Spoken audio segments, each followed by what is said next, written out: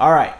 Peace and greetings, YouTubers. So welcome to another edition of In the News. First order of business. For those of you who plan on getting any kind of financial assistance when it comes to paying for college, the Fafsa applications open this Tuesday on October 1st. Remember, you want to be one of the first ones to get your application in, because at the rate that the government is cutting funding to education and Pell Grants and everything like that, you don't want to apply in May and June, because you'll be lucky if you get $12.09.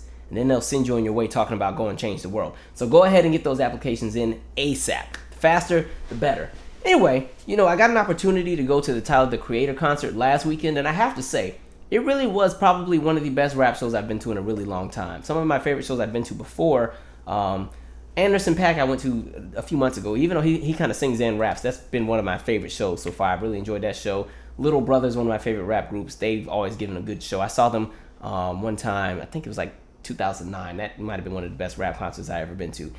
And also, before he started tripping and went into whatever space that he's in at the moment, Kanye, I'm not gonna lie, when he had the Glow in the Dark tour, that was a dope show. That was, I want to say that was 08, 09 too. I just remember I was in college. Really great shows. But Tyler, I didn't know what to expect. It was a really great show. My friend was like, yeah, you gotta come. It's gonna be one of the most epic experiences ever. I was like, we'll see. And then I had to remember, like, even though I'm not really that familiar with Tyler as far as all of his content, what I do like about the albums of his that I do have is that they're very sonically pleasing to the ear as far as the aesthetic. Like, the musicality is so good. And we were talking about this on my last video when I was talking about Maxwell's show with the orchestra. But I always like musicality. I always like when there's a lot of effort put into the production. Tyler has those albums where there doesn't even have to be lyrics. It could really just be the music, and it's that good. And so I was like, okay, I'm gonna go to this show. We're gonna see what this is about. And so I got there, and I was nervous at first because I'm not gonna lie, there were nothing but teenagers everywhere. I'm like, I think I'm a little too old to be here. Like, man, like literally, the crowd had to be, I'll say, 20% of the crowd was like young adults, like 18 to 25. Another 10 was probably people older than 25, and everybody else was teenagers. I felt like I was at work. I was like, man, I can never escape kids. And I was nervous because I just knew I would run into one of my teenagers, because it happens every time I go out, depending on what kind of event it is or where I go. I always run into my kids. I'll never forget, I was out this one time. I was out there doing my choosing. I was out there trying to go and get chose. And I was at the movie theater. We were at the movie theater. I ran into like 3 of my teenagers. I was like, dang. And then we all had to be in the same movie. I was like, God, man, I can't ever escape y'all. But no teenagers of mine, fortunately. But the show, like, I just have to say, like, he gives so much energy to his show. The energy alone carries the show. He just turns into this person that's not even a person. It's very entertaining to watch. And again, like the musicality, he had this portion where he's on the piano just playing everything. The light show alone, you could just sit and watch the lights. It was that dope of a show. I had a really great time. It was a lot of fun. The pyrotechnics and the fire and the lasers, I was like, he killed it. It was a lot of fun, because sometimes rappers can be boring. You might like their music, but sometimes they're not really great performers, and you'll go to their show just for the vibe that's around. Like, everybody's like a certain vibe, and you kind of just enjoy that. But no, I was actually thoroughly entertained. And y'all know I'm always the main one to critique something. Like, they should have did this and they should have had that. I have nothing to say. I do wish he had a band, but musically it was still all together. Really great show. So if he is in your town, you should definitely check it out. It's just an experience that you can't even really put a category over. It's just something I think everybody should experience if they get the opportunity. Very different, but I had a great time. Really great show. Now, we've already had the conversation about reboots, but apparently folks are not getting the memo. Like, listen, Hollywood, y'all are lucky my grandma not alive anymore, because she would have been told y'all to go pick a switch, because you're hard-headed. Y'all don't listen. We said no more reboots. Apparently they're planning to also reboot New Jack City. My only question is, where do they plan on filming it? Because the initial locations where that film was shot, they've all been gentrified. So I'm trying to imagine, how are they going to shoot the drug lord scene, and in the background there's a Soul Cycle shop, and a yogurt stand, and a juice bar where the drinks are $9, and the doggy daycare, and the yoga gym, and the rock climbing gym, and the saltwater pool. Good luck with that. As far as the reboots, if y'all want to reboot something, like, reboot something we actually want. Ask the people, what is it that they wish for? And it doesn't even have to just be Hollywood. Like, in real life, you know what y'all can reboot if you want to reboot something? Reboot the days where if you went on the plane, the food was free if you were in coach. That's one of the biggest things y'all can do first. And also, can we get the pillows back and the blanket, and can the seats be wider again? Like, flying is just an unpleasurable experience.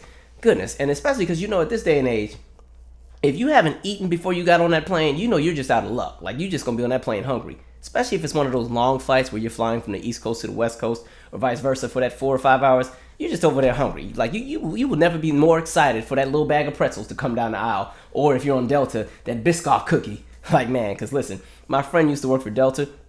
I used to always tell her, like, listen, when you come back to town, bring me them Biscoff cookies. I know they got them at the store, but they just hit different when they're from the airline for some reason. But man, you be on that plane so hungry, waiting for them little pretzels, and then don't let it be a situation where the flight's turbulent, and then they got to push the cart back right before they get to your aisle, and so you got to wait. So now you're on the plane, and it's turbulent, and you're hungry, your stomach growling. Terrible. And it's even bad because, you know what, they don't even give you, like, the whole can of soda either. I don't know if y'all noticed that. Like, you know, you order the ginger ale or whatever you get, and they will give you about a third of the can in, like, 20 cubes of ice. And they will split that same can with 3 other people. I'm like, how much I pay for these tickets again? Like, goodness. Mind you, over in first class, they over there living large. Because, listen, I got to be in first class this one time. I said, y'all, okay, it's another planet up here. Like, goodness, I remember they were like, oh, for breakfast, you have a choice between the cinnamon roll, or do you want trout almondine? I said, trout almondine? Oh, okay, all right. They gave you, like, different choices. Like, do you want red wine, or do you want, you know, white wine? Listen, let's go ahead and do both. Let's go and get both in here. Let's crank it up some. Like, goodness, no wonder y'all got that curtain closed for everybody else in coach. Terrible. But, yeah, that's something y'all can fix, all right? Like, man, bring that back. People will reboot and support that. Reboot food on the plane being free again. Goodness, because nobody wants to pay $8, $9, and $10 for that dry sandwich they be trying to hand out in the plastic. It's just bread and meat, and they don't even give you no kind of sauces or nothing to go with it, and maybe some crusty tomato that I don't even know where they found it at, and that's supposed to be your course meal for the flight. Kind of nonsense. Reboot and everything. You know what else they could reboot? They could reboot the days where if you went and you upgraded your phone plan, you automatically got a free phone, and they just had a wall of phones to choose from. Now, this is before the smartphone era, but of course, you know, it was like, okay, you want this one or that one, and you'd be in there like, I think I'll get the Motorola, no, Nokia, let me get this one here. These days, it's like, goodness, you know, you go and you upgrade your phone plan, and even though you're still getting the phone, you already got to pay like $200-$300 up front. I'm like, dang. So listen, those are some things y'all can reboot. All right, Hollywood, no more reboots for a while. We're good. Thank you. Anyway. And then there's the whistleblower complaint against the president, as well as the impeachment inquiry. So before I give my 2 cents on all of that, I did just want to read a few tidbits coming from the complaint so that the context of our conversation makes sense. So this is the main allegation. The whistleblower's central claim is that Trump is using the power of his office to solicit interference from a foreign country in the 2020 election. This claim is largely based on the allegation that Trump pressed the Ukrainian president to probe the Bidens' dealings with the Ukrainian government in search of dirt to use against Joe Biden, a leading Democrat candidate for president. I am deeply concerned, the whistleblower writes, that the actions described in the complaint constitute a violation of U.S. laws and undermine the U.S. government's efforts to deter and counter foreign interference in U.S. elections. It goes on to say, the whistleblower alleges that Trump spent most of the call pressing a series of demands on the Ukrainian leader, including investigate the activities of Biden and his son. Hunter Biden had collected a sizable amount of fees when he sat on the board of Ukrainian Energy Company, or the Ukrainian Energy Company. Probe allegations that Ukraine had interfered in the 2016 election on behalf of Democrats. Locate and turn over Democratic National Committee computer servers hacked during the 2016 election. Also, meet or talk to Trump's personal envoys on these matters, Giuliani and Barr. In addition, the call was supposed to be a routine Trump conversation with another world leader, with nearly a dozen White House officials listening in. But in the days that followed, according to the complaint, White House officials grew so worried that they had witnessed the president abuse his office for personal gain that they sought to lock down all records about the call. White House attorneys ordered that an official verbatim transcription of the call be removed from a computer system for transcripts and placed in a system that is used to store and handle classified information of an especially sensitive nature. This set of actions underscored to me that White House officials understood the gravity of what had transpired in the call, the whistleblower wrote. So as we can see, there's a lot going on over there. But 2 of the main bits are that, 1, the president was pretty much trying to get information out of the president of the Ukraine, and his justification of that was pretty much saying, okay, and there's some other bits that I'm expounding on that I did not just read, where he's saying the U.S. has done a lot for the Ukraine, and pretty much, I need you to do me a favor. That's pretty much what you got out of there. And so they wanted information on Hunter Biden because he sits on the board of the Ukrainian, or he sat on the board of the Ukrainian Energy Company. In addition to that, the 12 White House officials who sat there and heard the conversation recognized that, okay, this is kind of a questionable conversation, so we need to find a way to pretty much strip the audio and put it on a different server so it will not be accessible. Kind of like the Nixon tapes that went missing. Same kind of ordeal. And so there's a bunch of additional bits that are coming out. And so this is where we are.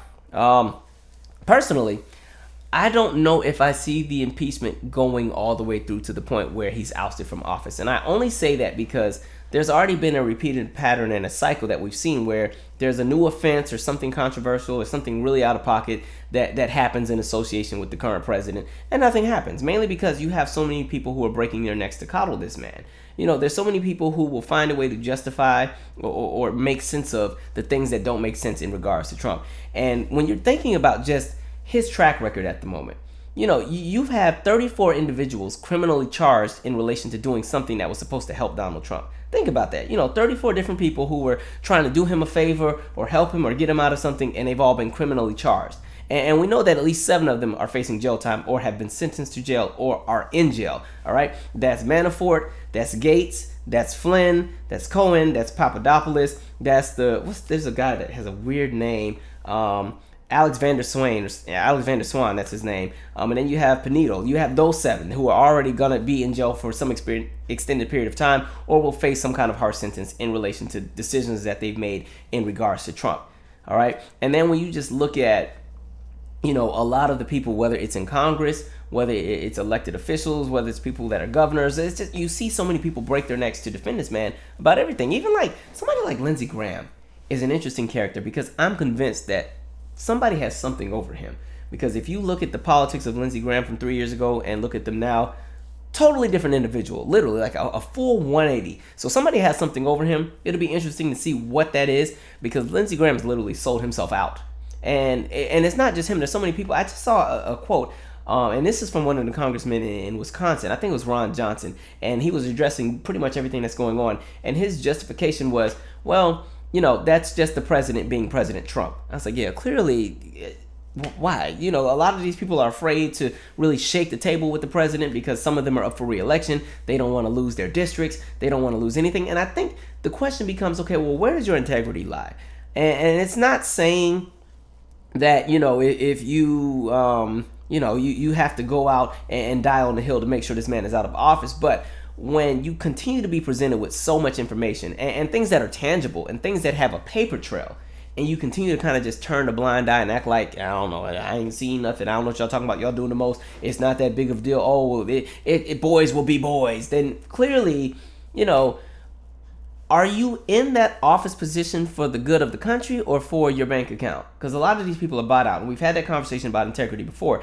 And it's just interesting to see how things pan out. That's why I said I'm not sure if I can see the impeachment going all the way through, because right now they're in the inquiry phase, which is pretty much they're going to decide whether or not they even need to do an impeachment. And then when they decide that, the House will vote, yay or nay to the impeachment. They need a simple majority for that to happen. After that, then it goes to the Senate, and the Senate will actually try the president and everybody who's charged. And when you're looking at everybody who's implicated, so you have the president, you have Barr, you have Pence, you have Giuliani, and I think there will be additional layers where things also come into fruition with other people, because if you really want to look into some of the corruption as well, it doesn't stop with those 4. That's just for this specific complaint, because now people are looking at Kushner on a few things, and people are also now starting to look at the administration in regards to what they knew about that journalist that was killed in Saudi Arabia and cut into pieces. Like, there's so much that's going on, and it's so entertaining to watch people again break their necks to try to defend this man. And I'm like, he won't do that for y'all, so why are y'all giving him the same energy? And now I can understand people that are voters that are in his base that still, for the life of me, it makes no sense to me, but they are convinced that he is their gateway to prosperity. And I just want to be like, what, look, at this point he's been in office for about 3 years, and I haven't seen the signs of that yet, so it's not happening. But y'all do y'all, I guess. But it'll be interesting to see. I don't know where I place the Senate in all of this, because I've just seen too many situations where something happens and it's okay, on to the next. Because, of course, this is a president where every week there's something new. Every week something new happens. Something crazy, something out of pocket. It's just all very interesting to witness. And it will be very interesting to see what our politics will be like after he's out of office. Whether that's whether he gets reelected and then he finishes his term after 2024, what American politics will be like after that. Whether he's impeached, whether he resigns, or whether he loses in 2020. It will be interesting to see how politics will operate after he's been out of office, mainly because literally he just came in and opened the floodgates, and he got to do whatever he wanted. A lot of rules that were once enforced, for some reason he gets a pass. And so it will be interesting to see what happens, because now that you've opened that Pandora's box, you just can't go back and all of a sudden any other, candidate that comes out, all of a sudden we're going back to the basics. Oh no, because you've already opened that can of worms, and so now we got to sit here and deal with it. So it will be very interesting to see how this unfolds. I'm convinced that there's going to be many more layers that come out.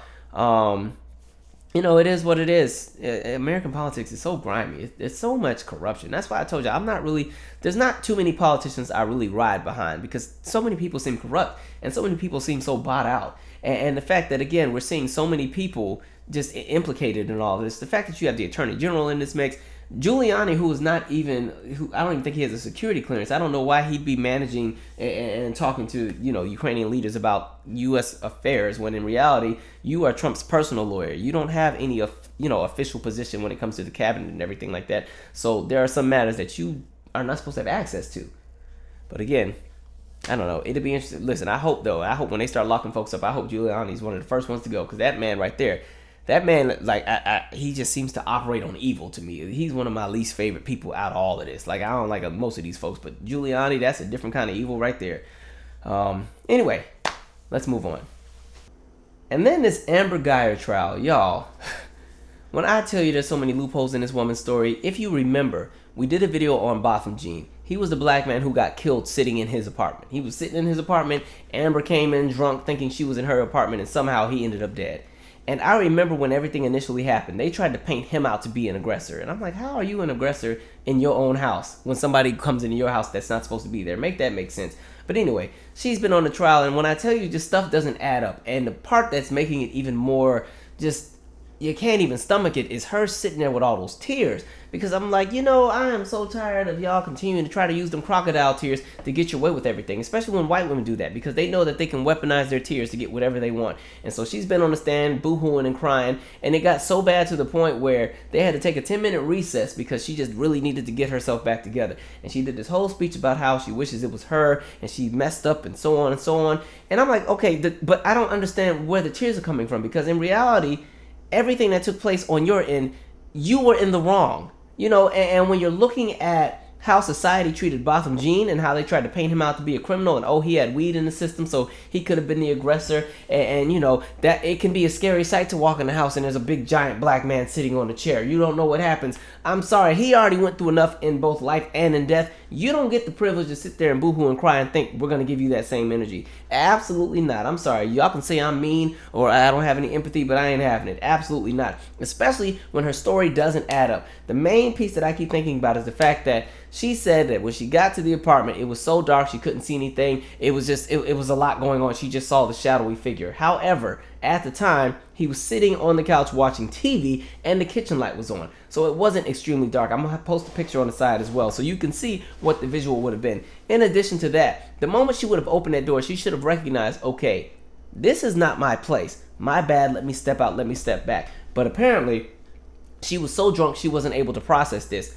However, she was able to sext, when you send nasty late night, post midnight text messages to whoever you're dating or whoever you're sleeping with. She was able to sext her boyfriend at the same time and was able to process and do all of that so eloquently, but somehow too discombobulated and too drunk to realize she's not at her apartment and that maybe it's not a good idea to shoot somebody. In addition to that, she's off duty. She takes out her gun. Somehow this guy gets killed because, of course, she's so drunk, nothing is adding up, but she had perfect aim. And then she didn't do CPR. And then when she did do CPR, she half did it because they asked her, you're trained to do CPR. Did you do it? Oh, I did a little bit.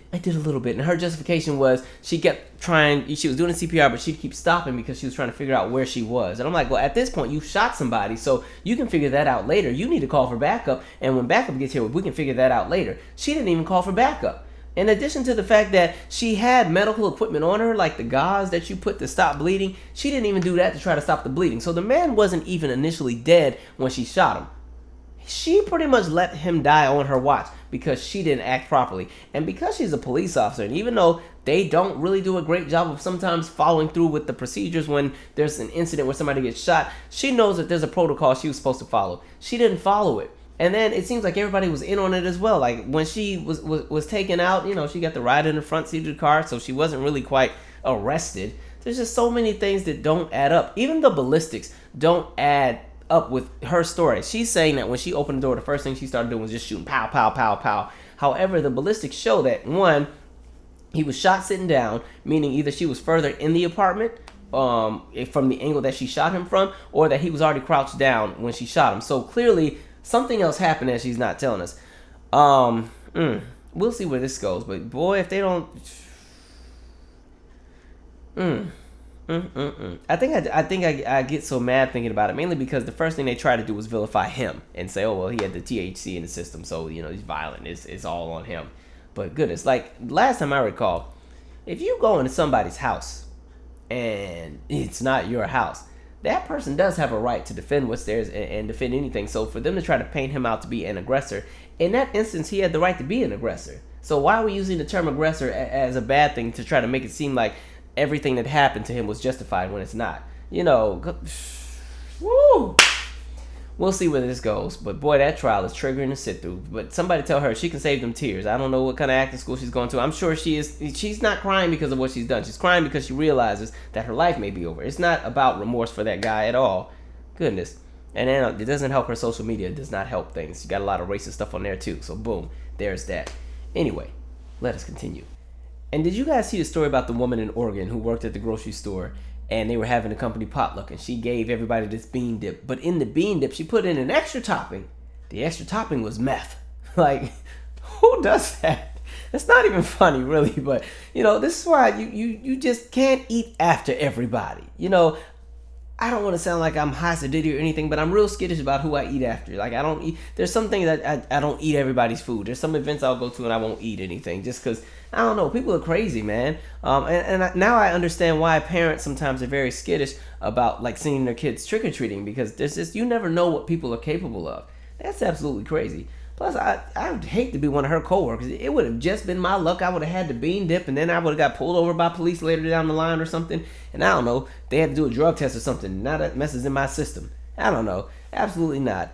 But Jesus, people are just... And then condolences to Snoop Dogg. His grandson unfortunately passed away, and the baby only lived to be about 10 days. I guess it was sudden infant death syndrome, but always really tough, when people have to go through such a loss. Really, really tough. So condolences to the family and everybody affected. Also condolences to Stephon Clark's family as well. I know they were really looking forward to hearing, the results of whether there were going to be charges as far as the police officers who killed Stephon Clark. He was the individual who got shot in Sacramento in his backyard. He had the cell phone. They thought it was a gun. And then, of course, we know what happened. Unfortunately, there will not be any additional charges in that situation either. So, of course, it's always... Like I said, it's predictable, but it's still frustrating. You start to become numb to a lot of what you're seeing, but it's still enraging, and it's still, it doesn't fix the issue just because you're numb to it. You know what I mean?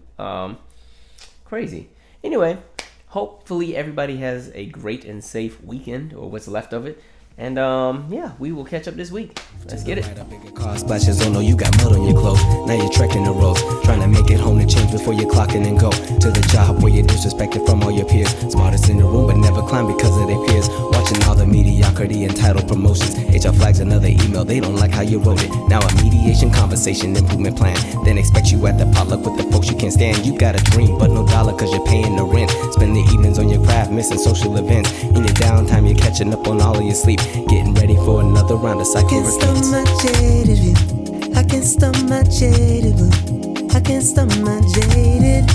I can't stop my jaded. I can't stop my jaded view. I can't stop my jaded blue. I can't stop my jaded. I can't stop my jaded. And through all my faults, I'm learning it's okay to fall. It's okay.